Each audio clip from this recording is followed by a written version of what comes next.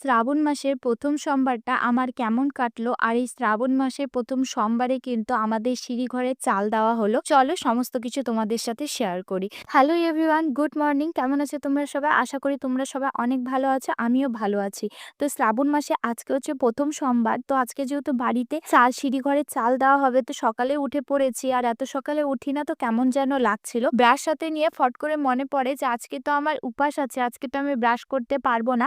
তো আমাদের বাড়িতেই নিম গাছ আছে, তো সেখান থেকে একটা ডাল ভেঙে নিয়ে দাতুন করে নিয়ে, আর নিমের ডালগুলো যে এতটা পরিমাণে তিতা তোমাদেরকে আর কি বলি। হচ্ছে স্নান করে নিই, স্নান করে ক্রিম মেখে নিই, সিঁদুর পরে নিই এবং তারপরে একটা থালার মধ্যে সমস্ত কিছু গুছিয়ে নিই। আর আমাদের বাড়িতে না সোমবারে কেউ বেলপাতা পারে না, আমরা রবিবারে বেলপাতা পাড়ে রাখি। তো আজকে যেহেতু সোমবার, তো আমরা বেল গাছে পূজা করি, ওর জন্য সোমবারে বেলপাতা পারি না। তো কালকে মা বেলপাতা পাড়ার সময় ৪ পাতা যুক্ত পাতা পেয়েছিল। ৪ পাতাটা তুই চাপিয়ে দে বলে বাবার মাথায়, তো আমি সেইভাবে চাপিয়ে দিই এবং বাড়ির পূজাটা সেরে নিয়ে চলে যায় বাইরের মন্দিরে। আর বাইরের মন্দিরে যে এতটা পরিমাণে ভিড় ছিল, প্রায় আধা ঘন্টার মতো আমি ওখানে দাঁড়িয়েছিলাম। দাঁড়িয়ে থাকার পর ফাইনালি পূজা করি এবং পূজা করে বাড়ি চলে আসি। আর মন্দিরে গিয়ে আমি একটা জিনিস নোটিস করি যে অনেক মহিলারা আলতা পরে গেছিল, তো আমিও বাড়িতে এসে আলতা পরে নিই। আর আজকে যেহেতু উপাস আছে, তো ভাবলাম আবার ওখান থেকে কি কিনবো, এখান থেকে সাবু, বাদাম, তারপরে হচ্ছে কপুর কিনে নিয়ে যায়। আমি আর ভাস্তি মিলে গিয়েছিলাম দোকানে, সেখানে গিয়ে সমস্ত কিছু কিনে নিই এবং কিনে নেওয়ার পর মা বলছিল যে চা বানিয়ে দিই, চা খেয়ে যা। তো আমি আর চা খাইনি, কারণ বাড়িতেও আমাকে গিয়ে পূজা করতে হবে।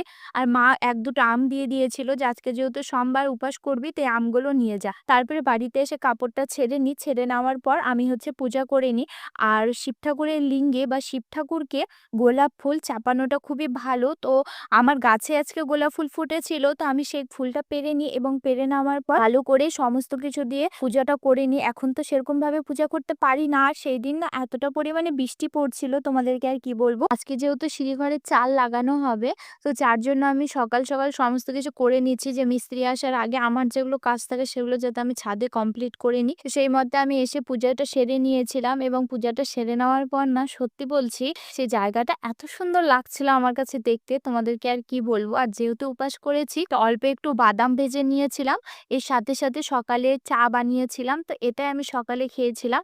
এবং খেয়ে নেওয়ার পর দেখি যে আমাদের যে কাঠমিস্ত্রি সে কাকু চলে এসেছে এবং এসে ওরা ওদের মতো কাজ করে এবং কাজ করে নেওয়ার পর কিছুক্ষণ পর রাজমিস্ত্রিও চলে আসে। ওদের হচ্ছে জানলার ওই সাইডে জানলার কানগুলো নামানো হয়নি, তো সেগুলো নামানোর কথা বলা হয়। আর আমরা জানি যে আমাদের বাড়িতে যা ধর্না আছে সেগুলো দিয়ে হয়ে যাবে, তো এই কাকা বলছে যে না, হবে না, এখানে আরো দুটোর মতো কিনতে হবে। তারপরে সে দুটো কিনে নেওয়া হয়। আর তারপরে হাজবেন্ড গিয়ে হচ্ছে অ্যাডভেস্টার কিনে নিয়ে আসে।